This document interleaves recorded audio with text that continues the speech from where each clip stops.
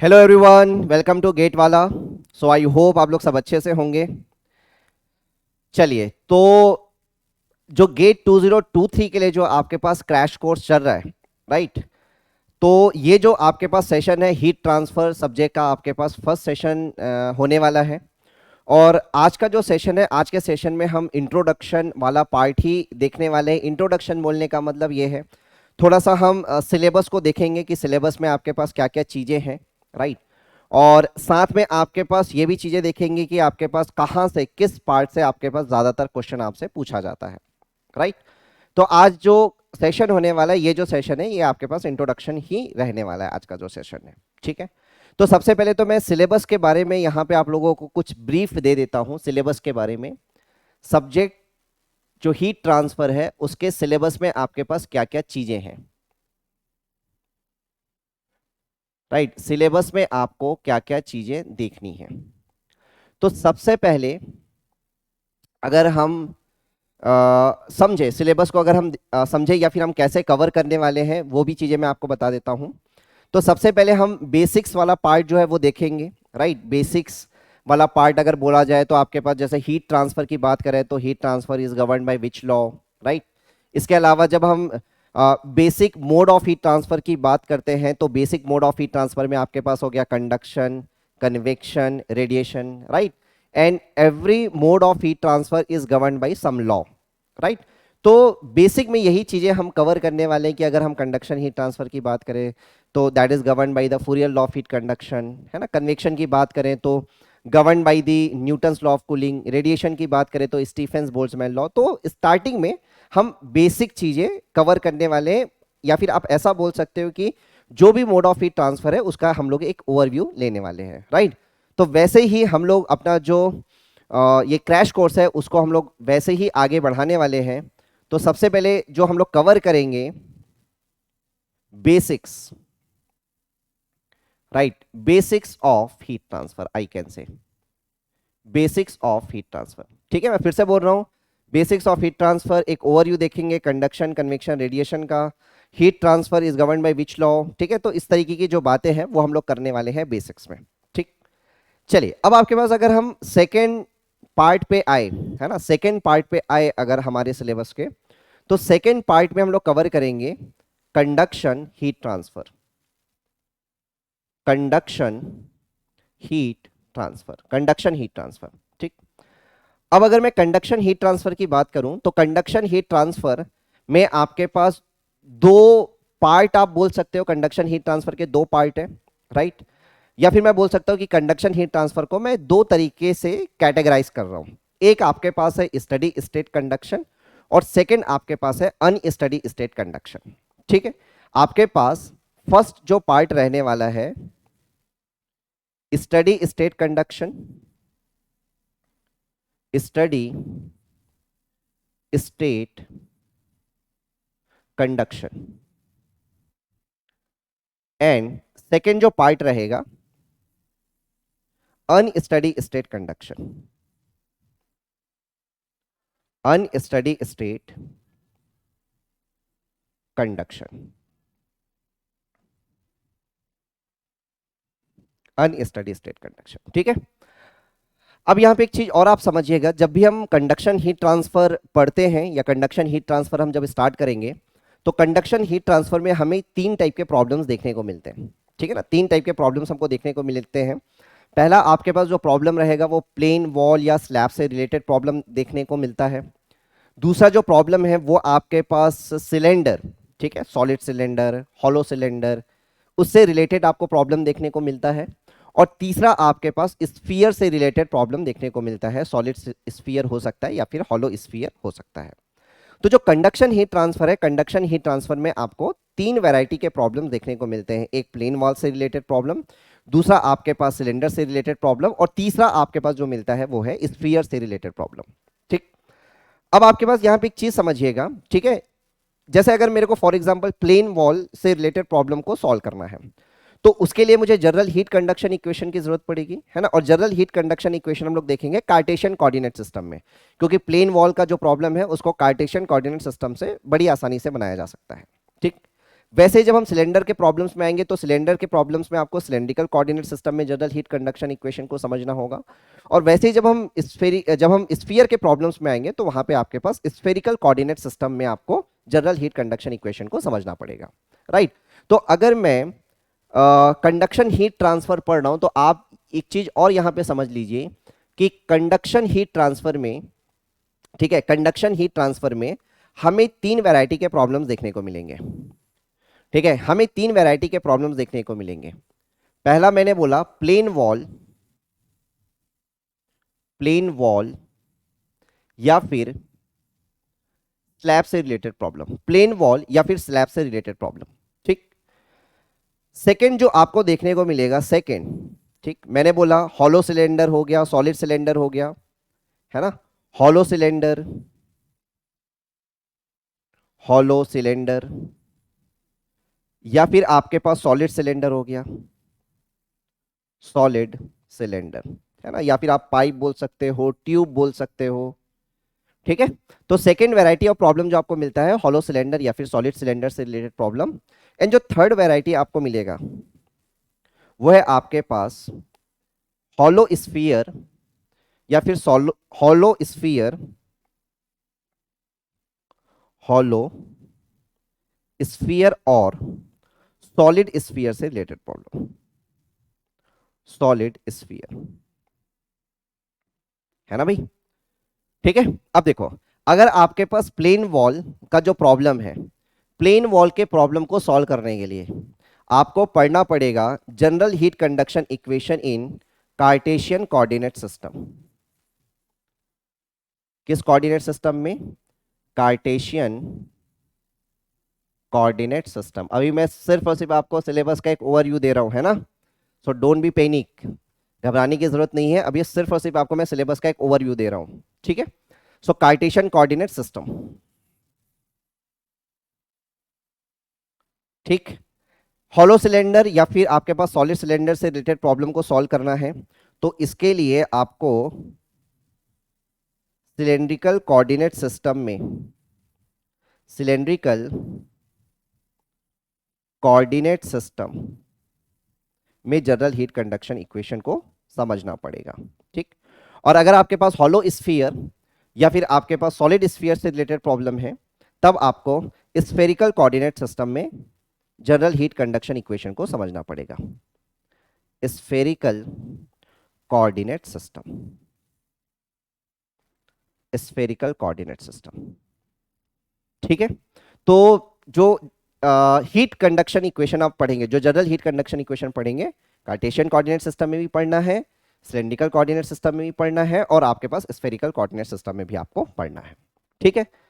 Conduction heat transfer को दो part में कैटेगराइज किया गया है, एक आपके पास है स्टडी स्टेट और दूसरा आपके पास अनस्टडी स्टेट। स्टडी स्टेट मतलब, ठीक है, changing, sorry, not changing with respect to time. Steady मतलब not changing with respect to time. जैसे यहां पे अगर हम बात करें टेम्परेचर, है ना, temperature is not changing with respect to time, right. So वो प्रॉब्लम किस में आ जाएगा? स्टडी में आ जाएगा।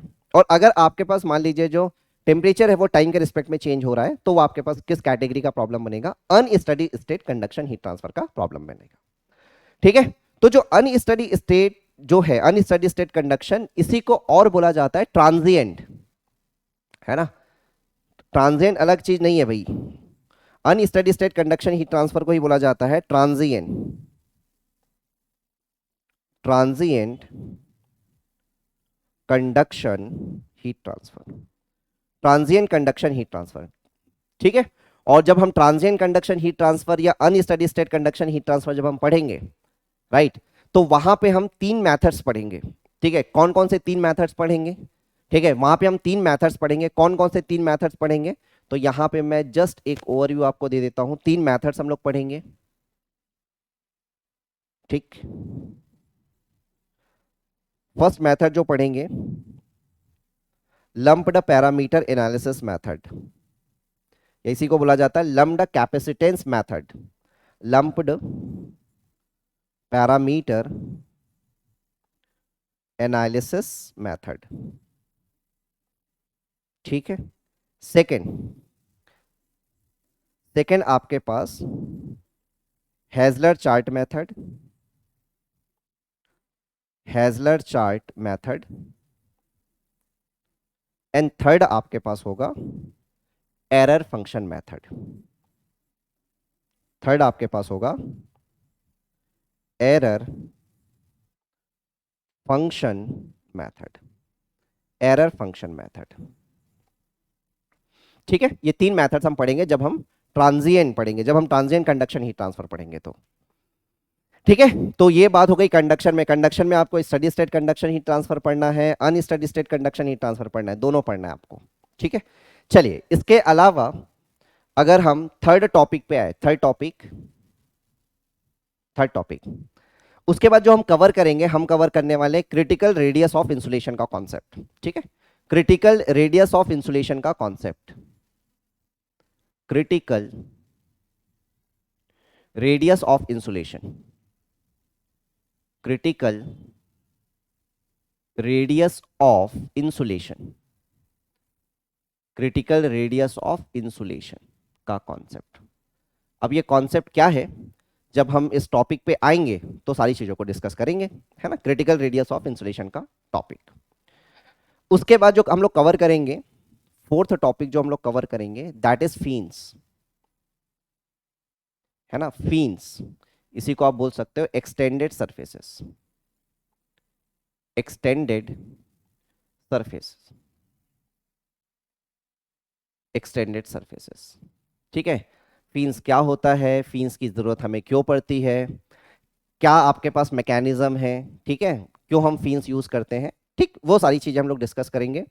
किस वैरायटी के क्वेश्चंस आते हैं वो भी सारी चीजें हम लोग देखेंगे। ठीक है, सो थर्ड आपके पास जो पार्ट रहेगा critical radius of insulation, fourth आपके पास जो पार्ट रहेगा दैट इज फीन्स। ठीक, आज ये next next fifth, fifth fifth part जो हम लोग कवर करेंगे दैट इज हीट एक्सचेंजर, है ना, कौन सा, हीट एक्सचेंजर, हीट एक्सचेंजर। ठीक है, हीट एक्सचेंजर नाम से ही थोड़ा सा क्लियर होगा हीट एक्सचेंजर क्या है। तो आपके पास हीट एक्सचेंजर एक ऐसा डिवाइस है which is basically use to exchange the heat. ठीक है, एक्सचेंज, हीट एक्सचेंज करने के लिए यूज होता है, राइट। और हीट एक्सचेंजर में हम दो मेथड्स पढ़ते हैं, ठीक है ना, हीट एक्सचेंजर में हम दो मेथड्स पढ़ते हैं। ठीक, जो पहला मेथड हम पढ़ते हैं यहाँ पे, ठीक है, एक मेथड जो हम लोग पढ़ेंगे that is LMTD method, LMTD method, LMTD method, LMTD method. और सेकंड जो मेथड होता है effectiveness NTU method, effectiveness, effectiveness NTU method, NTU method. ठीक है, इफेक्टिवनेस एनटीयू मेथड। तो फर्स्ट मेथड आपके पास है एलएमटीडी मेथड, ये भी आपको पढ़ना है, और इफेक्टिवनेस एनटीयू मेथड ये भी आपको पढ़ना है। ठीक, नाउ नेक्स्ट आ जाइए भाई, सिक्स्थ टॉपिक जो आपके पास होगा that is convection heat transfer, the second mode of heat transfer. First mode of heat transfer conduction, second mode of heat transfer convection heat transfer, convection heat transfer, convection heat transfer. ठीक है, जब हम convection heat transfer की बात करते हैं तो convection heat transfer में, ठीक है, फिर से इसको दो पार्ट में हम लोग बांट सकते हैं कन्वेक्शन हीट ट्रांसफर को। जैसे कंडक्शन को steady state conduction, unsteady state conduction में बांटा था, वैसे ही जो कन्वेक्शन हीट ट्रांसफर है, कन्वेक्शन हीट ट्रांसफर को हम लोग दो पार्ट में कैटेगराइज कर सकते हैं। ठीक, फर्स्ट आपके पास है, फर्स्ट आपके पास है force convection, force convection, force convection. और जो नेक्स्ट पार्ट जो होगा, मतलब सेकेंड पार्ट जो होगा that is free convection, free convection. ठीक है, फर्स्ट पार्ट जो होगा that is force convection and second part होगा फ्री कन्वेक्शन। सर दोनों पढ़ना है? हाँ दोनों पढ़ना है, बिल्कुल दोनों पढ़ना है। ठीक है, हालांकि ज्यादातर जो क्वेश्चन एग्जाम में पूछे गए हैं, है ना, अगर आप गेट एग्जाम, गेट एग्जाम का अगर आप पेपर देखते हो, पीवाईक्यूज अगर आप देखते हो, तो ज्यादातर जो क्वेश्चन आपको मिलेगा, आई कैन से 90 से 95% प्रॉब्लम्स, 90 से 95% प्रॉब्लम जो पूछा जाता है वो फोर्स कन्वेक्शन से ही पूछा जाता है। लेकिन फिर भी आपको फ्री कन्वेक्शन भी पढ़ना है यहाँ पे, है ना, 5% अगर आपके पास फ्री कन्वेक्शन के चांसेस है तो भी आपको कवर करना है, क्योंकि क्वेश्चन आसान रहते हैं। अगर आपको बेसिक अंडरस्टैंडिंग है, बेसिक कॉन्सेप्ट अगर क्लियर है, तो आप बना पाएंगे क्वेश्चंस को, ठीक है ना। तो फ्री कन्वेक्शन को नेचुरल कन्वेक्शन भी बोला जाता है, फ्री कन्वेक्शन या फिर नेचुरल कन्वेक्शन, फ्री कन्वेक्शन या फिर नेचुरल कन्वेक्शन, ठीक है। तो ये हो गया आपके पास क्या, ये हो गया आपके पास 6 पार्ट। 7th पार्ट मैं यहीं पे लिख देता हूं, 7th part that is radiation heat transfer, radiation heat transfer, radiation heat transfer, ठीक है। तो आपके पास जो 7th पार्ट होगा that is radiation heat transfer. तो ये आपके पास क्या है, ये आपके पास सिलेबस है, ये आपके पास सिलेबस है आपके एग्जाम का, है ना, ये आपके पास सिलेबस है आपके एग्जाम का, गेट एग्जाम का आपके पास सिलेबस है, ठीक है। और यही सिलेबस आपको इंजीनियरिंग सर्विसेज के एग्जाम में भी देखने को मिलता है, ठीक है। अगर आप इंजीनियरिंग सर्विसेज एग्जाम की तैयारी कर रहे हो या इन फ्यूचर करने वाले भी हो, ठीक है, तो यही सिलेबस आपको इंजीनियरिंग सर्विसेज के एग्जाम में भी देखने को मिलेगा, बहुत ज्यादा डिफरेंसेस नहीं है, ठीक है।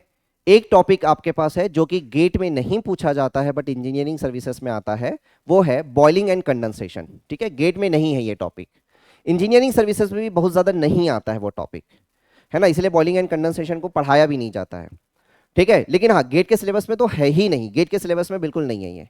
लेकिन इंजीनियरिंग सर्विसेज के कभी कभी आपके पास जब ऑब्जेक्टिव टाइप का क्वेश्चन करते हो तो कभी कभी आपको क्वेश्चन देखने को मिल जाता है बॉइलिंग एंड कंडेंसेशन से, ठीक है। तो boiling and condensation, boiling and condensation, boiling and condensation GATE में नहीं है ना, गेट में नहीं है, गेट में नहीं है ये, ठीक है। तो मैं यहां पे इसको लिख देता हूं इस तरीके से भाई, ये आपके पास ये जो टॉपिक है ना, ये टॉपिक गेट में नहीं है, ये नहीं है। हाँ, इंजीनियरिंग सर्विसेज में, इंजीनियरिंग सर्विसेज के एग्जाम में आपके पास कभी कभी देखने को मिलता है, आपके पास फ्रिक्वेंटली भी देखने को नहीं मिलता ये, ठीक है। तो आपके पास नहीं भी आप करोगे तो भी आपके पास चल जाएगा, क्योंकि चांसेस बहुत कम होते हैं बॉइलिंग एंड कंडेंसेशन से क्वेश्चंस आने के, क्योंकि ऑलरेडी इतने इंपॉर्टेंट टॉपिक्स रहते हैं, है ना, ऑलरेडी इंपॉर्टेंट टॉपिक्स हैं आपके पास, तो बहुत कम चांसेस बनते हैं। और आप अगर आप पीवाईक्यूज भी देखोगे इंजीनियरिंग सर्विसेज के ना, तो आपको बहुत ज़्यादा टाइम नहीं देखने को मिलेगा ये टॉपिक, ठीक है। चलिए, और एक चीज़ और है, मास ट्रांसफर आपको नहीं करना है ना, मास ट्रांसफर जैसे आप हीट एंड मास ट्रांसफर जब आपने कॉलेज लेवल पे किया होगा तो हीट एंड मास ट्रांसफर, तो मास ट्रांसफर आपको नहीं पढ़ना है, ठीक है। आपको जो बेसिकली फोकस करना है वो हीट ट्रांसफर पे ही फोकस करना है। केमिकल वाले मास ट्रांसफर पढ़ते हैं बट वो उनका एक अलग से सब्जेक्ट होता है, ठीक है।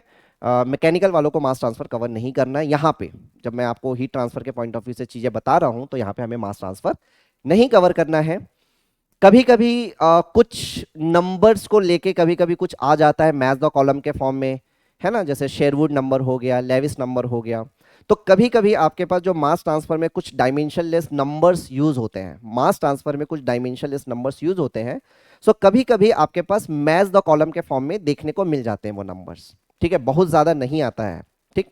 तो वो जो नंबर्स है, वो डायमेंशनलेस जो नंबर्स है वो भी मैं यहाँ पे डिस्कस कर लूंगा। हीट ट्रांसफर में आप देखेंगे आपको तो बहुत सारे डायमेंशनलेस नंबर्स मिलेंगे, ठीक है। स्टार्ट होता है आपके पास लॉरेंज नंबर से, लॉरेंज नंबर के पास फिर बायोट नंबर, ठीक है, नसेट नंबर, प्रांडार्ड नंबर, ठीक है, रेनॉल्ड नंबर भी आपके पास आएगा, ठीक है, रेलिफ नंबर, ग्रेशॉफ नंबर, बहुत सारे डायमेंशनलेस नंबर आपको देखने को मिलेंगे, ठीक है। तो मैं डायमेंशनलेस नंबर जब अलग से एक बार बताऊंगा तो वहां पे मैं आपको वो डायमेंशनलेस नंबर्स भी आपको बता दूंगा जो मास ट्रांसफर में यूज होता है और कभी वो एग्जाम में देखने को मिल सकता है, चांसेस उसके भी कम है, ठीक है।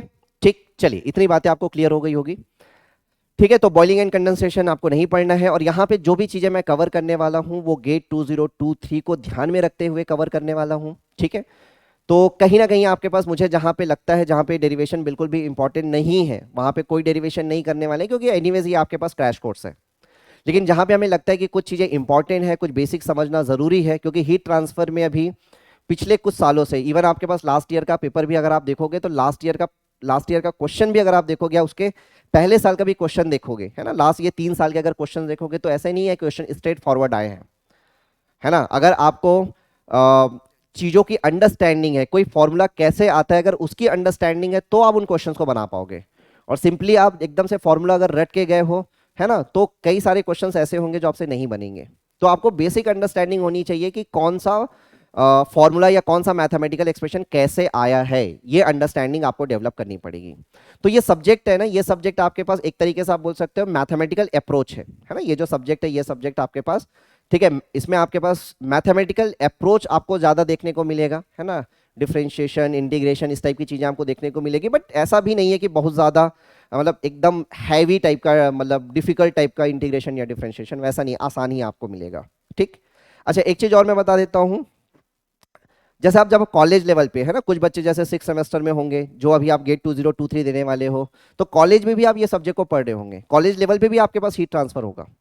लेकिन जब आप कॉलेज लेवल पे जब आप पढ़ते हो ना, तो वहां पे डिजाइन डेटा बुक यूज होता है, वहां पे हीट ट्रांसफर के लिए डेटा बुक यूज होता है, ठीक है, हीट ट्रांसफर का वहां पे डेटा बुक यूज होता है, बट यहाँ पे कोई डेटा बुक यूज नहीं होने वाला है ना, इस एग्जाम में आपके पास कोई डेटा बुक यूज नहीं होने वाला है। तो यहाँ पे आपको मैथमेटिकल एक्सप्रेशंस तो मिलेंगे, है ना, मैथमेटिकल एक्सप्रेशंस आपको याद तो रखने पड़ेंगे, क्योंकि जब आप कॉलेज लेवल पे पढ़ते हो तो वो जो डेटा बुक होता है, उस डेटा बुक में आपके पास मैथमेटिकल एक्सप्रेशंस लिखे होते हैं, बट यहाँ पे आपको मैथमेटिकल एक्सप्रेशन को दिमाग में थोड़ा सा रखना पड़ेगा।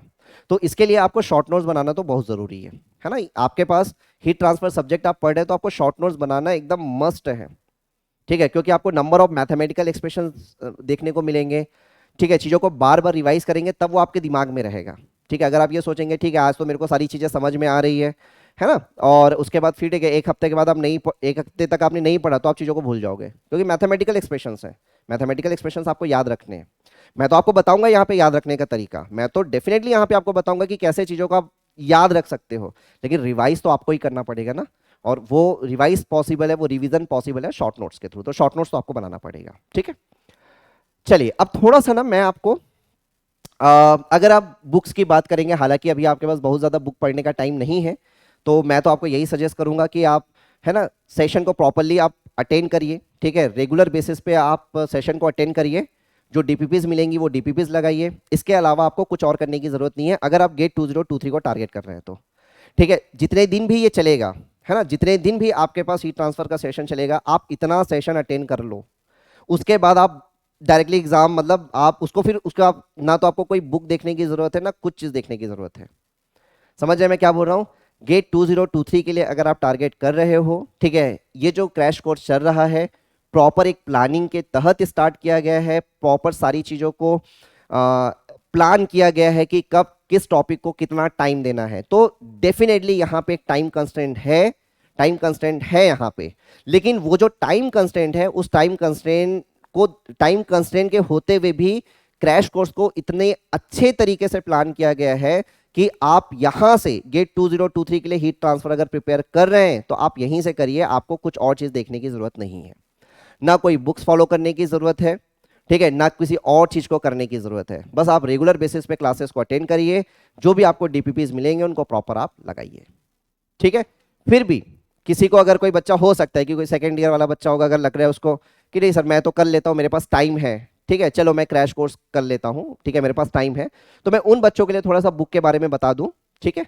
बाकी जिनको इस बार गेट देना है उनके लिए मैं कोई भी बुक सजेस्ट नहीं करूंगा, क्योंकि टाइम बहुत ज्यादा नहीं है, ठीक है ना, टाइम नहीं है इसलिए मैं बुक सजेस्ट नहीं कर रहा हूँ, ठीक है। यही चीज मैं आपको, हो सकता है कि अगर आपके पास मार्च या अप्रैल के टाइम पे होते तो मैं कोई ना कोई बुक सजेस्ट जरूर करता आप लोगों के लिए, बट अभी टाइम नहीं है इसलिए नहीं कर रहा हूँ, ठीक है। लेकिन अगर कोई सेकेंड ईयर का बच्चा अगर उसको देख रहा होगा तो उनके लिए कुछ बुक्स है वो मैं रिकमेंड कर सकता हूँ। तो अगर आप इंडियन ऑथर में जाएंगे, है ना, अगर आप इंडियन ऑथर में जाएंगे तो इंडियन ऑथर में जो बेस्ट बुक अवेलेबल है ना, जो अच्छी बुक अवेलेबल है, बुक तो बहुत सारी अवेलेबल है ना, बुक तो आपके पास बहुत सारी अवेलेबल है, हो सकता है कॉलेज लेवल पे भी आप कुछ और बुक भी प्रेफर करते हो, कर रहे होगे, या फिर मैं यहाँ पे बता रहा हूँ कोई और बुक बताऊंगा, तो बुक्स तो बहुत सारी अवेलेबल है, मैं अच्छी बुक्स के बारे में बता रहा हूँ आपके पास, है ना, जिसमें गलतियां कम है और कॉन्सेप्ट को बहुत अच्छे तरीके से एक्सप्लेन किया गया है, मैं ऐसी बुक्स के बारे में आपको बता रहा हूँ, ठीक। तो सबसे पहले अगर मैं बात करूं इंडियन ऑथर में, अगर जाएंगे तो इंडियन ऑथर में, इंडियन ऑथर में आप जाएंगे तो इंडियन ऑथर में आप पहली बुक प्रिफर कर सकते हैं heat and mass transfer by P K Nag, है ना, heat and mass transfer, heat and mass transfer by P K Nag, heat and mass transfer by P K Nag, बहुत अच्छी बुक है ना, heat and mass transfer by P K Nag. और इस बुक की खासियत क्या है पता है? इस बुक की खासियत ये है कि इसमें आपके पास जो थ्योरी कॉन्सेप्ट वाला जो पार्ट है उसको तो अच्छे से कवर किया गया है, साथ में आपके पास न्यूमेरिकल्स है ना, आपके पास सॉल्ड एग्जांपल भी बहुत सारे देखने को मिलेंगे इसमें। ठीक है, तो ये जो बुक है ना, ये बुक मैं रिकमेंड कर सकता हूं। अगर आपको कोई एक बुक प्रीफर करनी होगी, एक बुक अगर कोई आपको प्रीफर करनी होगी, आप पीके नाग के ऊपर जा सकते हैं। इसके अलावा इंडियन ऑथर में एक और अच्छी बुक आपको देखने को मिलती है, that is fundamental of engineering heat and mass transfer करके है ना। तो वो है आपके पास आरसी सचदेवा की बुक। तो मैं हीट एंड मास ट्रांसफर ही लिख देता हूं, heat and mass transfer by PK Nag, sorry, heat and mass transfer by RC Sachdeva. Directly short में लिख देता हूं, HMT by RC Sachdeva, RC Sachdeva, है ना। ये बुक भी काफी अच्छी बुक है, थ्योरी कॉन्सेप्ट बहुत अच्छे से कवर किया गया है। नंबर ऑफ न्यूमेरिकल्स कंपैरेटिवली पीके नाग से आपको कम देखने को मिलेंगे, नंबर ऑफ न्यूमेरिकल्स कम है इसमें, लेकिन जो कॉन्सेप्ट पार्ट है, जो थ्योरी पार्ट आप बोल सकते हो, बहुत अच्छे तरीके से कवर किया गया है आरसी सचदेवा की बुक में। ठीक है, तो ये तो इंडियन ऑथर में हो गया। अगर आप फॉरेन ऑथर में जाएंगे तो फॉरेन ऑथर में, ठीक है, जेपी हॉलमैन की बुक आती है, जेपी हॉलमैन की बुक आती है, जेपी हॉलमैन, जेपी हॉलमैन की बुक आती है। ठीक है, हीट एंड मास ट्रांसफर की जेपी हॉलमैन की बुक आती है, बहुत अच्छी बुक है। ठीक है, अच्छी बुक है आपके पास ये जेपी हॉलमैन की बुक। इसके अलावा एक और बुक है जो कि आपके पास है, Incropera and David, Incropera and David. मैं फिर से बोल रहा हूँ, ये बुक अगर कोई सेकेंड ईयर वाला बच्चा होगा, अगर उसको पढ़ने की इच्छा है तो पढ़ सकता है, बाकी आपको ज़रूरत नहीं है जिनको गेट इस बार देना है। ठीक है, मैं बता दिया हूँ क्योंकि इंट्रोडक्टरी सेशन है ना, नहीं तो बार बार फिर बच्चे बाद में पूछते हैं कि सर कौन सी बुक प्रीफर करें, कौन सी बुक प्रीफर करें। तो मैं जो बुक प्रीफर करता हूँ, मैं यही बुक्स प्रीफर करता हूँ, है ना। इंडियन ऑथर में आप जाएंगे तो पीके नाग हो गया, फिर आरसी सचदेवा की बुक हो गई, है ना। जेपी हॉलमैन फॉरेन ऑथर में जाएंगे तो इन जेपी हॉलमैन की हो गया, इनकॉर्पोरा एंड डेविड हो गया। ठीक है, इसके अलावा आपके पास अगर आपको थोड़ा सा प्रैक्टिकल वे में चीज़ों को समझना है, हीट ट्रांसफर का रियल लाइफ एप्लीकेशन आपको समझना है ना, रियल लाइफ एप्लीकेशन। या फिर देखो हीट ट्रांसफर तो यार आपके पास ऐसा है, आप अपने डेली टू डेली लाइफ में, है ना, डेली टू डेली लाइफ में आप हर जगह फील करोगे, है ना। जैसे अभी मान लो आपके पास मेरे लाइट जल रही है, देखो लाइट जल रही है यहाँ पे, ठीक है ना।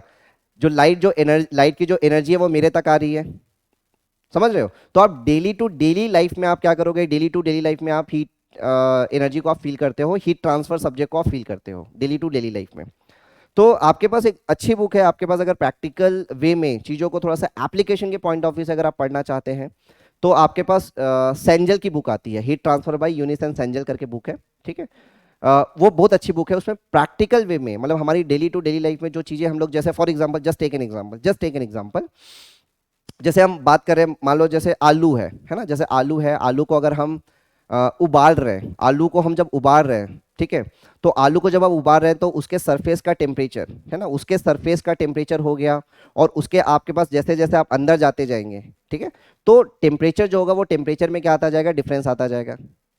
समझ रहे हो मैं क्या बोलना चाह रहा हूँ? ठीक है, तो डेली टू डेली लाइफ में आपके पास क्या है, डेली टू डेली लाइफ में आपके पास, ठीक है, जो एग्जाम्पल्स देखने को मिलते हैं, उन एग्जाम्पल्स को इस बुक में कवर किया गया है।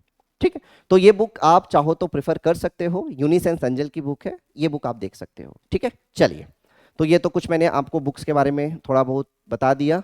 मैं ये चीज़ें इसलिए बता रहा हूँ यार, हालांकि क्रैश कोर्स है तो ये चीज़ें मुझे नहीं बतानी चाहिए, फिर भी मैं इसलिए बता रहा हूँ क्योंकि फिर बाद में बच्चा आके कई बार ये पूछता है कि सर ये कौन सी बुक प्रीफर करूँ, कौन सी अच्छी बुक है वो बता दीजिए। ठीक है, तो इसके लिए मैंने जस्ट ये थोड़ा सा चीज़ आपको बता दिया। ठीक है, अच्छा, इसके अलावा मैं अब थोड़ा सा ना आप लोगों को लेके चलता हूँ। हाँ, ये एक इंपॉर्टेंट स्लाइड है, जस्ट 1 मिनट।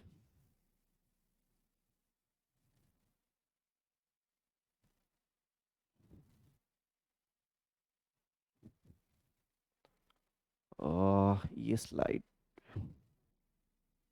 ये ओपन क्यों नहीं हो रही है?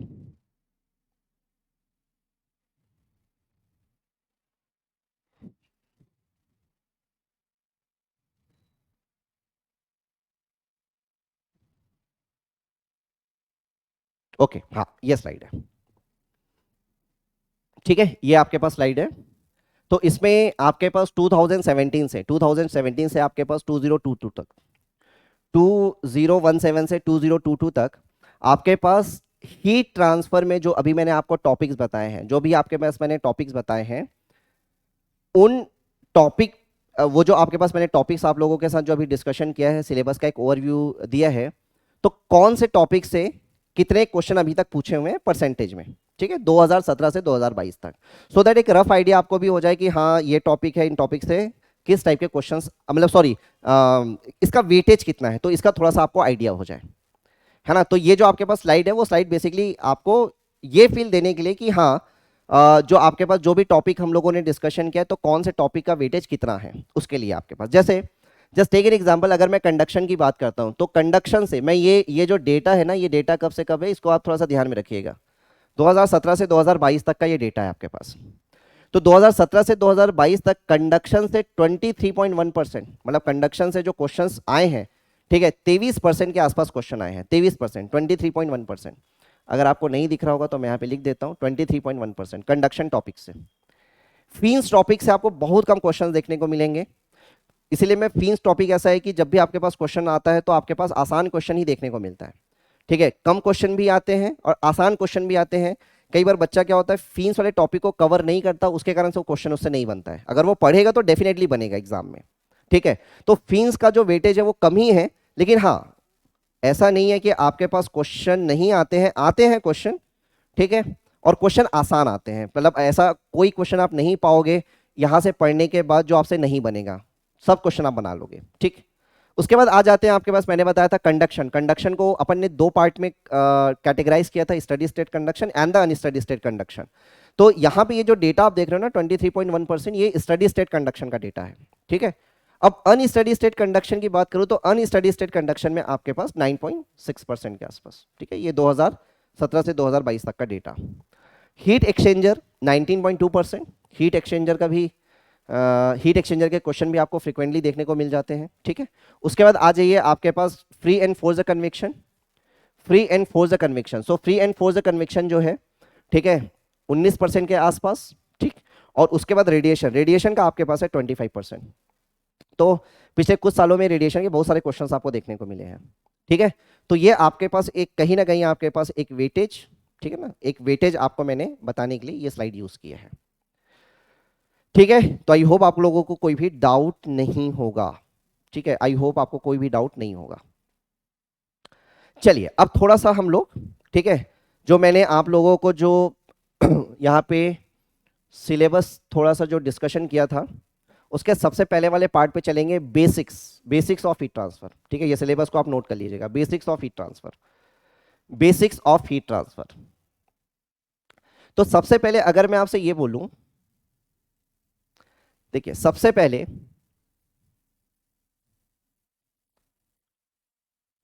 पहले अगर मैं आपसे बोलूं हीट ट्रांसफर, आप क्या समझते हैं हीट ट्रांसफर से, हीट ट्रांसफर से आप क्या समझते हैं, ठीक है, हीट ट्रांसफर से आप क्या समझते हैं, और heat transfer is govern by which law, अगर ये सब क्वेश्चन ऐसा क्वेश्चन देखने को मिले तो सबसे पहला क्वेश्चन तो यही है कि हीट ट्रांसफर का मतलब है क्या, what is a heat transfer. तो देखिए जब भी हम, जैसे हमने थर्मोडायनेमिक्स पढ़ा है, तो थर्मोडायनेमिक्स में हम सिस्टम सराउंडिंग के बारे में समझते हैं, है ना। थर्मोडायनामिक्स में हम सिस्टम के बारे में हमने पढ़ा है, हमने सराउंडिंग के बारे में पढ़ा है, सिस्टम और सराउंडिंग के बीच में एनर्जी इंटरैक्शन होता है ना। एनर्जी का इंटरैक्शन जो है वो वर्क ट्रांसफर के थ्रू हो सकता है, हीट ट्रांसफर के थ्रू होता है। तो जो हीट ट्रांसफर जो शब्द है, जो हीट ट्रांसफर वर्ड है, वो सबसे पहले आपने आई थिंक मुझे लगता है थर्मोडायनामिक्स में ही सुना होगा, ठीक है। और वहां पे जब हीट ट्रांसफर को डिफाइन करते हैं, तो हमने हीट ट्रांसफर को किस तरीके से डिफाइन किया, हमने बोला कि भाई जो हीट ट्रांसफर है, heat transfer is a energy transfer, है ना। Heat transfer is a energy transfer because of the temperature difference, ठीक।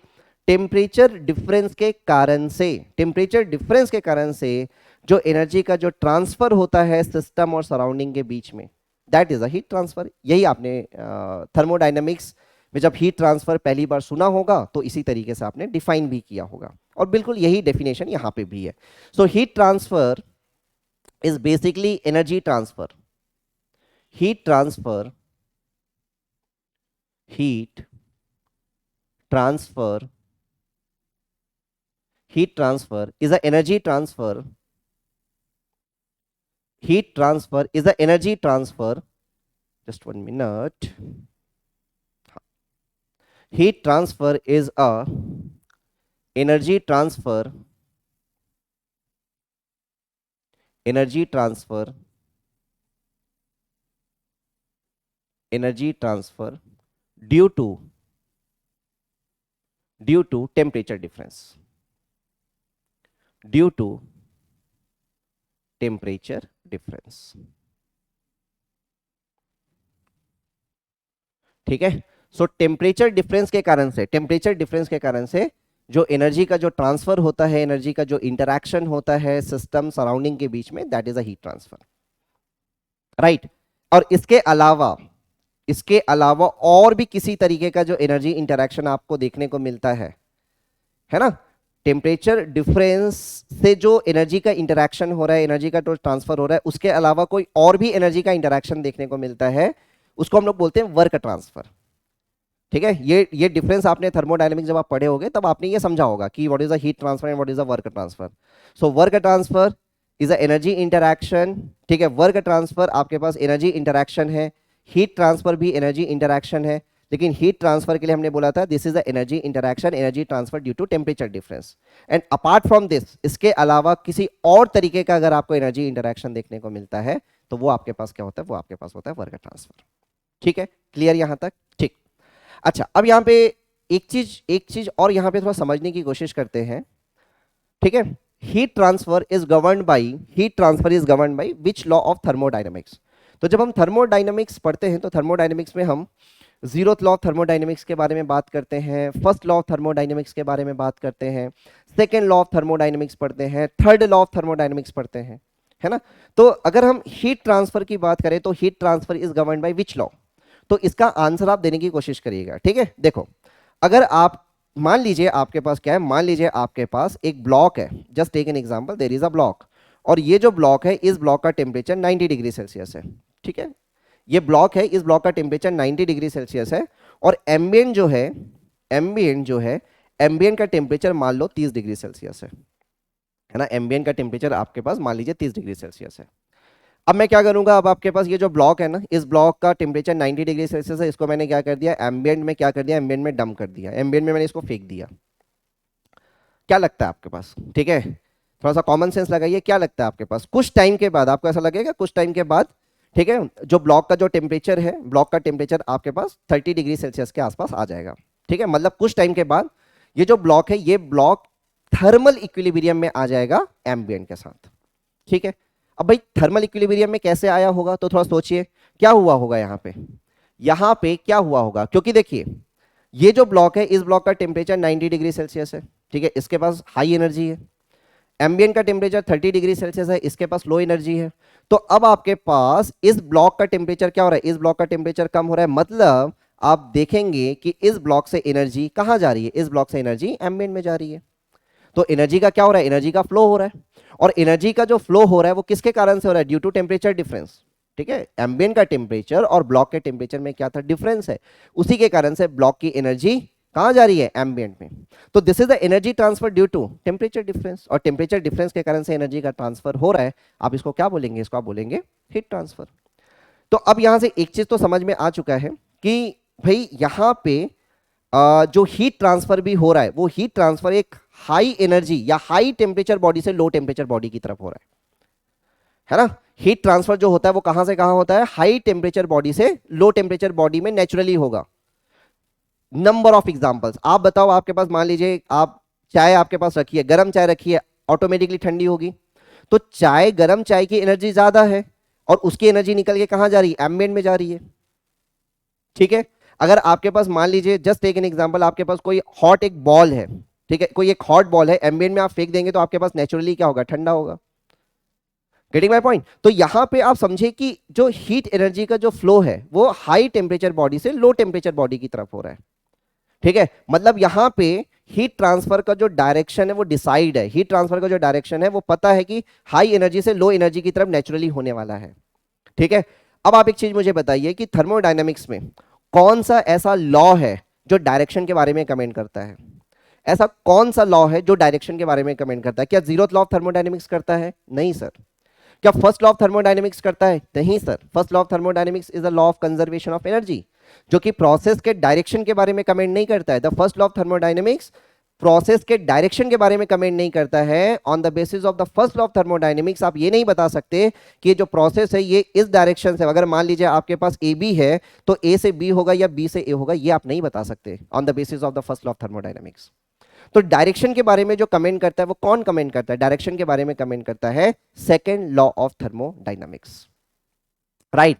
And that's why we can say the heat transfer is governed by which law of thermodynamics? That heat transfer is governed by the second law of thermodynamics, क्योंकि second law of thermodynamics के according that energy will flow from high energy to low energy naturally, है ना? अगर आपके पास मान लीजिए आपका घर है, घर के छत में अगर आपके पास पानी की टंकी रखी हुई है तो आपको पता है कि ऊपर जो पानी की टंकी में पानी है वो ऑटोमेटिकली नीचे आता है, उसको नीचे लाने के लिए आप कोई पंप नहीं लगाते। लेकिन अगर आपके पास नीचे से पानी ऊपर ले जाना है तो उसके लिए आपको पंप लगाना पड़ेगा।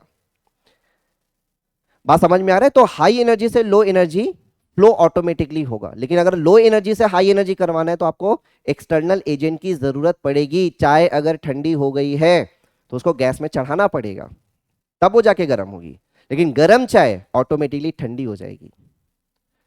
ठीक है? नेचर में तो यही होता है ना जी। ठीक है? एनर्जी का जो फ्लो होता है, एनर्जी का जो फ्लो होता है वो हमेशा हाई एनर्जी से लो एनर्जी की तरफ होता है। तो हीट ट्रांसफर, ठीक है, हीट ट्रांसफर भी आपके पास हाई टेम्परेचर बॉडी से लो टेम्परेचर बॉडी। ठीक है? चलिए, तो अगर मैं बोलूं heat transfer is govern by which law of thermodynamics, so I can say heat transfer is govern by the second law of thermodynamics. heat transfer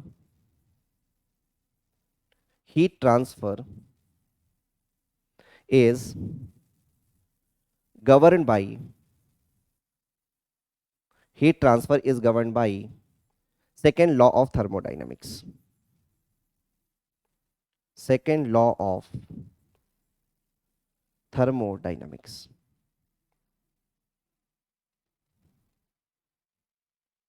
Second law of thermodynamics. Heat transfer is governed by the second law of thermodynamics.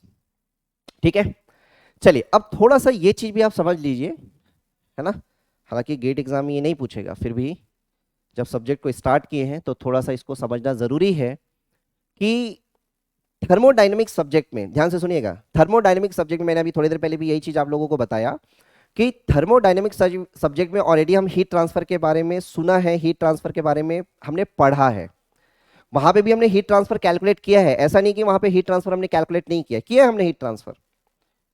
बात समझ में आ रहा है मैं क्या बोलना चाह रहा हूं? ठीक है? मान लीजिए आपके पास, जस्ट टेक एन एग्जांपल, जैसे अभी जो मैंने एग्जांपल आपको दिया, एक ब्लॉक था जो 90 डिग्री सेल्सियस पे था, उसको मैं एम्बिएंट में अगर मैं फेंक दे रहा हूं, एम्बिएंट में अगर मैं फेंक दे रहा हूं और अगर मैं आपसे पूछ रहा हूं what is the total heat transfer, ठीक है, तो आप बिल्कुल बता सकते हैं ना। ठीक है? अगर आपके पास एक ब्लॉक है, ये ब्लॉक था आपके पास जिसका कि टेम्परेचर 90 डिग्री सेल्सियस है, लेट अस एज्यूम मैं मास आपको दे दिया, मास आपके पास 1 kg है, इस ब्लॉक की जो स्पेसिफिक हीट है, ब्लॉक की जो स्पेसिफिक हीट है, लेट अस एज्यूम मैंने आपको दे दिया 0.5 किलो जूल पर केजी केल्विन, ये मैंने आपको दे दिया, और एम्बिएंट का टेम्परेचर मैंने आपको दे दिया कितना, 30 डिग्री सेल्सियस। और मैं अगर आपसे ये पूछ रहा हूँ what is the total heat transfer, तो क्या आप टोटल हीट ट्रांसफर नहीं बता सकते हो? उसके लिए हीट ट्रांसफर सब्जेक्ट का पढ़ना जरूरी है क्या? आप ऑलरेडी थर्मोडायनेमिक्स पढ़ चुके हैं, तो क्या आप यहां से मैं अगर पूछ रहा हूं कि भाई बताइए कि कितना हीट ट्रांसफर हुआ है, तो आप बता सकते हैं या नहीं?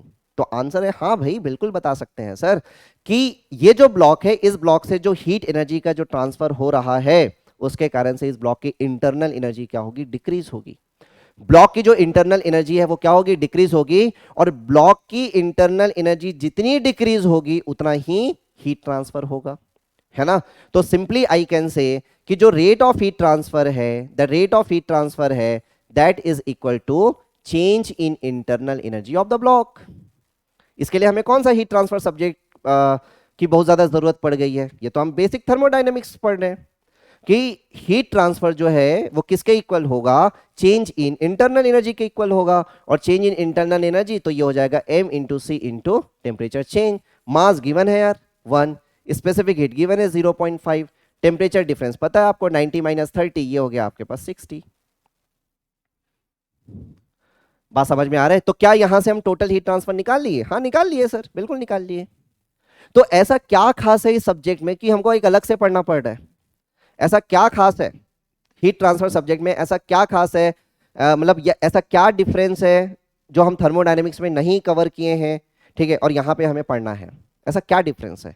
तो यहाँ पे कुछ डिफरेंसेस आप समझने की कोशिश करिएगा, है ना, यहाँ पे कुछ डिफरेंसेस जो है वो आप समझने की कोशिश करिएगा, ठीक है। ये तो आपको समझ में आ गया, ठीक है। चलिए देखिए, तो नेक्स्ट हेडिंग में इस तरीके से डाल सकता हूं, हीट ट्रांसफर वर्सेस थर्मोडायनामिक्स, और थर्मोडायनामिक्स वर्सेस हीट ट्रांसफर,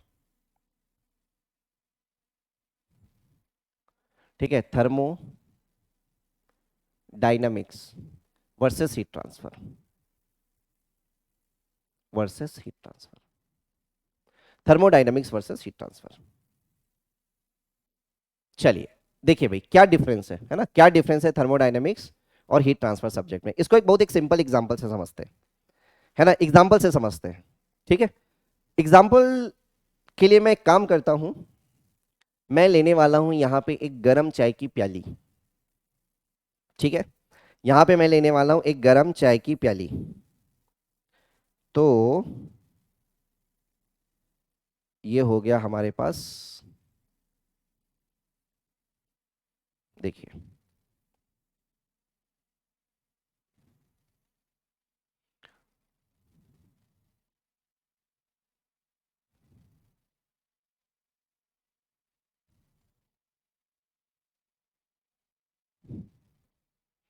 ठीक है, यहाँ पे तो ये आपके पास है cup, this is cup, cup ले लीजिए, और इस कप के अंदर मान लेते हैं कि आपके पास गरम चाय फिल है, ठीक है, गरम चाय फिल है, ये हो गया, गरम चाय फिल है, ठीक है। और ये जो गरम चाय है इसका जो इनिशियल टेम्परेचर है, इनिशियल टेम्परेचर, इनिशियल टेम्परेचर बोलने का मतलब time tau is equal to 0 पे इनिशियल टेम्परेचर टी आई ले लो। तो चाय का इनिशियल टेम्परेचर ले लो, चलो let us assume this is 80 degree Celsius, है ना। जो चाय है इसका इनिशियल टेम्परेचर कितना, इनिशियल टेम्परेचर आपके पास है 80 degree Celsius, this is T, ये टी है चाय, एंड दिस इज कप, ये कप है, ये कप। और ये जो कप का वॉल होता है ना, कप देखे हो ना, कप का जो वॉल है, कप का जो वॉल है उसकी जो थिकनेस है उसको मान लिया मैंने फिलहाल डेल्टा। तो ये जो चाय है इस चाय का इनिशियल टेम्परेचर कितना है, 80 डिग्री सेल्सियस है, चलो ठीक है भाई। एम्बियंट का टेम्परेचर, एम्बियंट का टेम्परेचर बाहर क्या है, एम्बियंट सराउंडिंग, इसका जो टेम्परेचर है, let us assume this is 30 degree Celsius, let us assume this is 30 degree Celsius, ठीक है। नाउ थर्मोडायनेमिक्स का जो कॉन्सेप्ट है, थर्मोडायनेमिक्स के कॉन्सेप्ट के अकॉर्डिंग हमें यह पता तो है कि आफ्टर सम टाइम इंटरवल, कुछ टाइम के बाद ये जो चाय का जो टेम्परेचर है वो एम्बियंट टेम्परेचर के बराबर आएगा, आएगा बिल्कुल आएगा, ठीक है। मतलब इनिशियल टेम्परेचर अगर आपके पास 80 डिग्री सेल्सियस है, तो अगर मैं आपसे पूछूं what is the final temperature of this T, क्या होगा इसका फाइनल टेम्परेचर, क्या होगा इसका फाइनल टेम्परेचर, तो आप बिल्कुल बता सकते हैं कि फाइनल टेम्परेचर इसका 30 डिग्री सेल्सियस होगा, फाइनल टेम्परेचर ना, ठीक है। फाइनल टेम्परेचर बोलने का मतलब क्या है, फाइनल टेम्परेचर बोलने का मतलब यह है कि जब जो चाय होगा, ठीक है, अगर आप चाय को सिस्टम माने, ठीक है, चाय को अगर आप सिस्टम मान रहे हैं तो मैं ऐसा बोल सकता हूं कि जब सिस्टम का टेम्परेचर एम्बियंट के टेम्परेचर के बराबर हो जाएगा, ठीक है, वो फाइनल कंडीशन है, that is a final. So final में इस चाय का टेम्परेचर कितना आएगा, 30। तो अब आप बताओ, थर्मोडायनेमिक्स के कॉन्सेप्ट से आप बता सकते हैं कि कितना हीट ट्रांसफर हुआ होगा सराउंडिंग में, बिल्कुल बता सकते हैं, जो जैसा भी मैंने एग्जांपल आपको बताया था ना उससे ही बोल रहा हूं, ठीक है। That Q is equal to what is the total heat transfer, so total heat transfer is equal to ये हो जाएगा मास इंटू सी इंटू टेम्परेचर चेंज। मास किसका, सो डेफिनेटली आपके पास चाय का मास है ना, चाय का मास, ठीक है। स्पेसिफिक हीट किसका, चाय का आपके पास, ठीक है। तो यहां पे मैं ऐसा लिख देता हूं, टी, टी का mass, specific heat of T and the temperature difference, and temperature difference is simply 80 minus 30। तो आप बताओ कि आपको अगर मास पता चल जाए, आपको चाय का मास पता चल जाए, आपको चाय की स्पेसिफिक हीट पता चल जाए, तो क्या टोटल हीट ट्रांसफर नहीं निकाल सकते? आप बिल्कुल निकाल सकते हो, जैसा मैंने अभी पिछले ब्लॉक वाला एग्जांपल दिया था वैसे ही। लेकिन अब यहां पे थोड़ा समझने की कोशिश करिएगा। अगर मैं आपसे ये पूछूं कि व्हाट इज द टाइम, कितने टाइम के बाद, प्लीज समझिएगा ध्यान से, कितने टाइम के बाद चाय का टेम्परेचर एम्बियंट के टेम्परेचर के बराबर पहुंचेगा? कितने टाइम के बाद? What is the time? Time कितना लगेगा? तो आई थिंक ये आंसर आपके पास नहीं होगा। ठीक है, अगर मैं आपसे पूछूं इनिशियल टेम्परेचर 80 है, फाइनल टेम्परेचर 30 जाएगा, लेकिन इनिशियल टेम्परेचर से फाइनल टेम्परेचर पहुंचने में कितना टाइम लगेगा? मतलब 80 से 30 जाने में, 80 डिग्री सेल्सियस से 30 डिग्री सेल्सियस जाने में टाइम जो लगेगा ये कितना लगेगा? So this is the first question जिसका आंसर आप थर्मोडायनेमिक्स के कॉन्सेप्ट से नहीं दे सकते हो। ठीक है, चलिए पहली बात तो ये हो गई। दूसरी बात आपके पास क्या है? फर्स्ट आपके पास ये है, दूसरी बात आपके पास क्या है? दूसरी बात ये है कि जब 80 degree Celsius 30 degree 80 degree Celsius से 30 डिग्री सेल्सियस जाने में, चलो मान लीजिए मैंने आपको बोला कि टाइम जो है, मान लीजिए टाइम जो लग रहा है 80 डिग्री सेल्सियस से, दूसरा क्वेश्चन मेरा ये है 80 डिग्री सेल्सियस से 30 डिग्री सेल्सियस जाने में मान लीजिए आपको टोटल टाइम जो लग रहा है, टोटल टाइम जो लग रहा है मान लीजिए 120 सेकेंड लग रहा है, मान लो 120 सेकेंड, 2 मिनट का टाइम लग रहा है 80 से 30 जाने में। तो अगर मैं आपसे ये पूछूं कि इन बिटवीन ध्यान से समझिएगा, इन बिटवीन 50 सेकेंड पे चाय का टेम्परेचर क्या होगा? इसका भी आंसर आपके पास नहीं होगा। इन बिटवीन 50 सेकेंड पे चाय का टेम्परेचर क्या होगा? इसका भी आंसर आपके पास नहीं होगा। आप समझिए ध्यान से, ठीक है? तो ये आंसर भी आप थर्मोडायनेमिक्स के कॉन्सेप्ट के अकॉर्डिंग नहीं दे सकते हो। ठीक है, अच्छा इसके अलावा और कुछ क्वेश्चंस हैं, इसके अलावा और कुछ क्वेश्चंस है। थर्ड क्वेश्चन,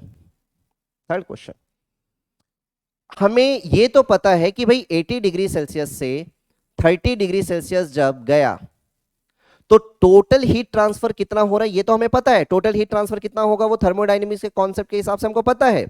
लेकिन अगर मैंने आपको बोला कि भाई 80 डिग्री सेल्सियस से 30 डिग्री सेल्सियस जाने में अगर उसको 120 सेकेंड का टाइम लग रहा है, और मैं अगर आपसे पूछ रहा हूं what is the heat transfer, what is the rate of heat transfer, ठीक है, what is the rate of heat transfer at time tau is equal to 50 second. ठीक है, 50 सेकेंड पे देखो, ऐसा तो नहीं है कि आपके पास time tau is equal to 0 पे जो रेट ऑफ हीट ट्रांसफर था वही आपके पास 30 डिग्री सेल्सियस पे भी होगा, नहीं, नहीं होगा ऐसा, है ना? आपके पास जो हीट ट्रांसफर होता है, हीट ट्रांसफर भी आपके पास टाइम के साथ चेंज होता है।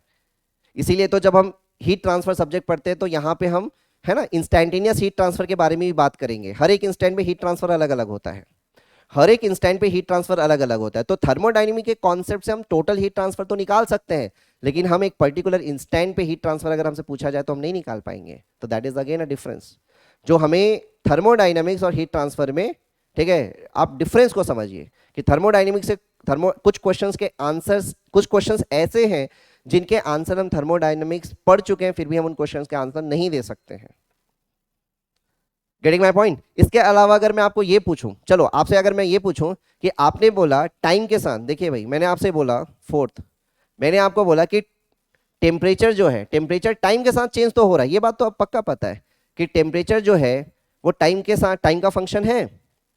टेम्परेचर जो है वो टाइम का फंक्शन है। आपने मतलब आप इतना तो आप समझ पा रहे हैं कि भाई चाय का जो टेम्परेचर है वो टाइम के साथ चेंज हो रहा है, ठीक है, मतलब जो टेम्परेचर है वो टाइम का फंक्शन है। टाइम बढ़ेगा तो टेम्परेचर कम हो रहा है, लेकिन कैसे?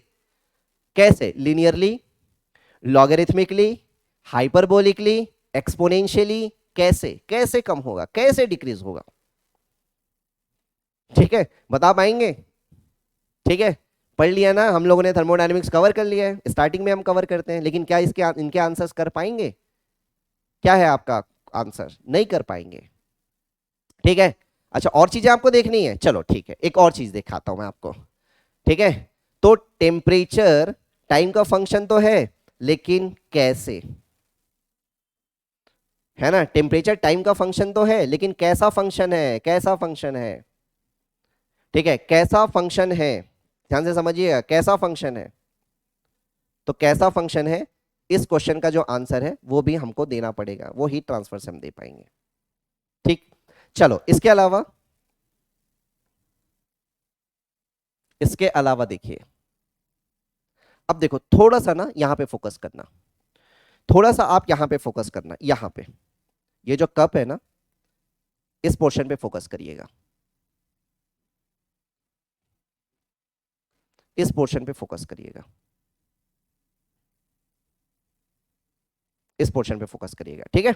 अब इस पोर्शन को ना, इस पोर्शन को मैं आपको थोड़ा सा इधर शो कर रहा हूं, देखिए कप का जो वॉल है, कप का जो वॉल है, इसको मैं थोड़ा सा बड़ा करके आपको शो कर रहा हूं ताकि आप चीजें समझ पाए।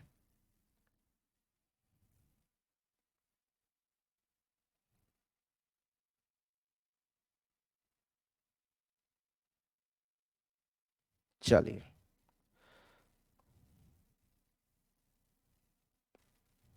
ठीक है। तो ये आपके पास क्या है, ये आपके पास क्या है, ये कप का वॉल है, थिकनेस कितनी थी, थिकनेस कितनी थी, डेल्टा थी, थिकनेस डेल्टा थी, ठीक है। अच्छा, लेट अस एज्यूम इस फेस का जो टेम्परेचर है, इस साइड पे आपके पास चाय था ना, इस साइड पे चाय था, इस साइड पे एम्बियंट था। तो टाइम बीइंग अभी फिलहाल चीजों को एक बहुत बेसिक लेवल पे हम समझ रहे हैं। तो बेसिक लेवल पे समझने के लिए मान लीजिए, है ना, जो चाय का टेम्परेचर इधर था, ये 80 डिग्री सेल्सियस चाय का टेम्परेचर था, एम्बियंट का टेम्परेचर कितना था, एम्बियंट का टेम्परेचर इधर 30 डिग्री सेल्सियस था। तो जो टेम्परेचर यहाँ पे चाय का था, वही मैं इस वॉल का भी मान ले रहा हूँ। वैसा एक्चुअली तो होगा नहीं, है ना, वैसा होगा नहीं, ठीक है। फिर भी अभी आप स्टार्टिंग लेवल पे हो, स्टार्टिंग में हो, तो आप मान लीजिए आपके पास कि जो टेम्परेचर आपके पास चाय का टेम्परेचर है, वही टेम्परेचर आपके पास इस वॉल का भी टेम्परेचर है। तो ये आपके पास वॉल का लेफ्ट फेस हो गया, ये राइट फेस हो गया, और इस डायरेक्शन को मैं बोल देता हूं ये एक्स डायरेक्शन है, ठीक है भाई। चलो अब बताओ भाई, अब देखिए ध्यान से थोड़ा सा, अब थोड़ा ध्यान से सुनिए। देखो अभी वही चीज मैं आपसे पूछ रहा था कि देखिए time tau is equal to zero पे, लेफ्ट फेस को देखिए, लेफ्ट फेस पे फोकस करिए, लेफ्ट फेस पे time tau is equal to zero पे वॉल का जो टेम्परेचर है, time tau is equal to zero पे वॉल का जो टेम्परेचर है, कौन सा वॉल, चलो लेफ्ट वॉल, मैं लेफ्ट वॉल की बात कर रहा हूं, left wall at time tau is equal to zero पे जो लेफ्ट वॉल है, उस लेफ्ट वॉल का टेम्परेचर 80 डिग्री सेल्सियस है, ठीक है, ठीक है। अब अगर मैं आपसे ये पूछ लेता कि चलो time tau is equal to ठीक है 70 सेकेंड पे, time tau is equal to 70 second पे, आप बताइए इस वॉल का टेम्परेचर क्या होगा, इस वॉल का टेम्परेचर क्या होगा। क्या ये इस क्वेश्चन का आंसर आपके पास है, क्या इस क्वेश्चन का आंसर आपके पास है, इस क्वेश्चन का आंसर भी आपके पास नहीं है, ठीक है। चलो एक क्वेश्चन और देख लेते हैं, एक क्वेश्चन और देख लो यहां पे। Time tau is equal to zero पे, time tau is equal to zero पे X is equal to zero पे टेम्परेचर कितना है, वॉल टेम्परेचर के बराबर है 80 डिग्री सेल्सियस। देखो देखो भाई, time tau is equal to zero पे X is equal to zero पे, X is equal to zero पे, X is equal to zero पे मतलब इस वाले फेस का टेम्परेचर 80 डिग्री सेल्सियस है। अब मान लीजिए आप यहां पे आ गए डेल्टा बाई टू पे, X is equal to delta by two, X is equal to delta by two पे टेम्परेचर क्या होगा, X is equal to delta by time tau is equal to zero पे ही, time tau is equal to zero पे ही, ठीक है, X is equal to delta by two पे टेम्परेचर क्या होगा। क्या इस क्वेश्चन का आंसर कर पाएंगे, इस क्वेश्चन का आंसर भी नहीं कर पाएंगे। So there are number of examples ऐसे हैं जिनमें अगर मैं आपसे क्वेश्चन पूछूं, है ना, जिनमें अगर मैं आपसे क्वेश्चन पूछूं तो उन क्वेश्चंस के आंसर्स आप थर्मोडायनेमिक सब्जेक्ट के पॉइंट ऑफ व्यू से नहीं कर पाएंगे, एंड इसीलिए आपको हीट ट्रांसफर जो है वो अलग से पढ़ना पड़ता है। बात समझ में आ रही है ये चीजें, है ना। तो हीट ट्रांसफर जब सब्जेक्ट आप पढ़ रहे हो, तो हीट ट्रांसफर सब्जेक्ट में आप ये बता सकते हो कि जो टेम्परेचर है ना, टेम्परेचर स्पेस के साथ टाइम के साथ कैसे वेरी करेगा, आप बता सकते हो, जो कि आपके पास थर्मोडायनेमिक सब्जेक्ट में पॉसिबल नहीं है। टेम्परेचर स्पेस के साथ मतलब जैसे मैं बोल रहा हूं ना, ठीक है, स्पेस के साथ मतलब एक्स डायरेक्शन में टेम्परेचर कैसे वेरी करेगा, एक्स डायरेक्शन में टेम्परेचर कैसे वेरी करेगा, या फिर एक पर्टिकुलर स्पेस पे टेम्परेचर टाइम के साथ कैसे वेरी करेगा, ठीक है। तो इन क्वेश्चंस के आंसर आप हीट ट्रांसफर सब्जेक्ट में दे सकते हो कि टेम्परेचर स्पेस टाइम के साथ कैसे वेरी करेगा, समझ रहे हो? जैसे यहीं पे देख लो, यहीं पे एक चीज और मैं आपको यहाँ पे बताने की कोशिश कर रहा हूँ। देखो यहाँ पे टेम्परेचर जो है एक्स के साथ कैसे वेरी करेगा, इस तरीके से वेरी करेगा लीनियरली, या फिर आपके पास इस तरीके से वेरी करेगा, या इस तरीके से वेरी करेगा, कैसे वेरी करेगा? ठीक है, तो इन क्वेश्चंस के आंसर आप हीट ट्रांसफर सब्जेक्ट में दे सकते हो, इन क्वेश्चंस के आंसर, लेकिन थर्मोडायनेमिक्स के अकॉर्डिंग नहीं दे सकते। ठीक है, तो देयर आर डिफरेंसेस। अब वो डिफरेंसेस मैं आपको यहाँ पे नोट नहीं करवा रहा हूँ, है ना, क्योंकि ये डिफरेंसेस मैं पहले ही बोल चुका हूँ, आपको समझना जरूरी था, आपको समझना जरूरी था कि हीट ट्रांसफर सब्जेक्ट में हम क्या बात करते हैं और हम थर्मोडायनेमिक्स सब्जेक्ट में क्या बात करते हैं। थर्मोडायनेमिक्स में हमारे लिए इंपॉर्टेंट होता है टोटल हीट ट्रांसफर, ध्यान से समझिएगा। ठीक है, अगर सिंपल वर्ड्स में अगर मैं बोलूं तो थर्मोडायनेमिक सब्जेक्ट में हमारे लिए इंपॉर्टेंट होता है total heat transfer from one equilibrium state to, या फिर from one state to another state, one equilibrium state to another equilibrium state, what is the total heat transfer. लेकिन हीट ट्रांसफर सब्जेक्ट में important होता है rate of heat transfer. ठीक है, thermodynamic subject में हम कभी भी ये नहीं बता सकते कि टेम्परेचर स्पेस टाइम के साथ कैसे वेरी करेगा, लेकिन हीट ट्रांसफर सब्जेक्ट में हम बता सकते हैं टेम्परेचर स्पेस के साथ टाइम के साथ कैसे वेरी करेगा, ये सारी चीजें हम यहाँ पे बता सकते हैं।